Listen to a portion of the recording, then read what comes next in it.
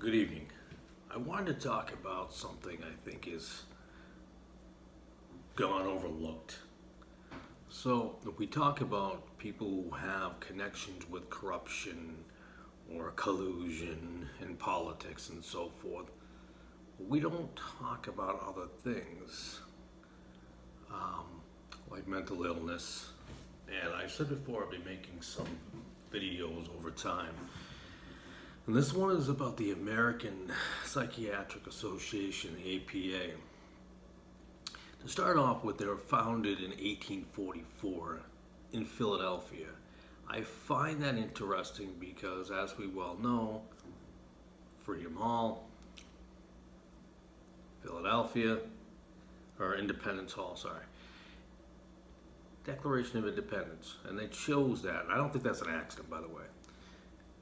Now, the American, we'll just go with APA, was founded by 13 superintendents of insane asylums.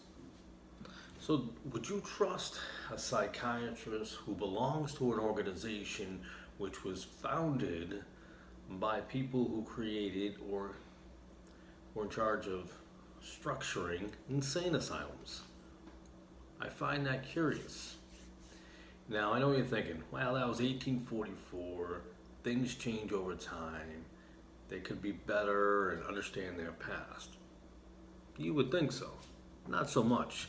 Now, those 13 superintendents were of insane asylums in 6 states. I believe there was 2 in Virginia, a couple in Massachusetts, one in Connecticut. Hartford Retreat in Connecticut was interesting because they were connected with the Boston Lunatic Asylum, which was obviously renamed, and kind of connected with the Worcester State Asylum by a couple of people that were the same.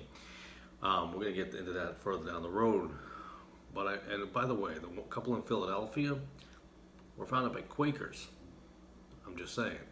Some have also have written and talked about how they actually were involved in witchcraft back then. That's a whole other story. But I'm having a hard time believing if you knew that your psychiatrist that you were seeing is part of an organization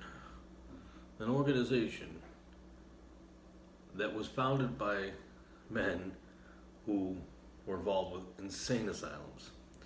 Even at one point, like I was saying, we'll fast forward from 1844 and we'll go up a little bit. There's been scandals all the way through with different leading people, presidents. There was one that was involved with the MK Ultra program. That was a lot further on past 1844 with experimental drugs.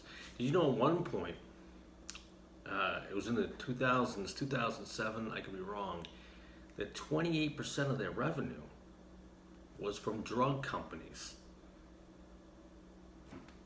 They put ads in their magazines, but they worked with drug companies with drugs to give to you. They have no interest in healing you and fixing you and making you or helping you become a better person. It's all about dependency. They need your dependency. If you are cured, you no longer need drugs.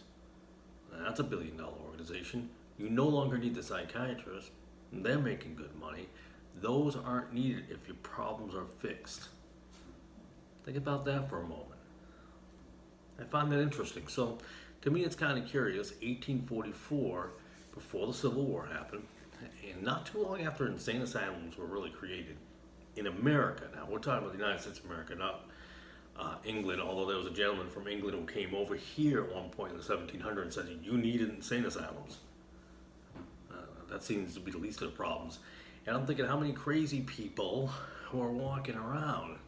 Well, we had, at that point, 13 colonies, or not, we weren't even colonies at that point when that gentleman was here, I don't believe. But we're talking 2 to 3 million people.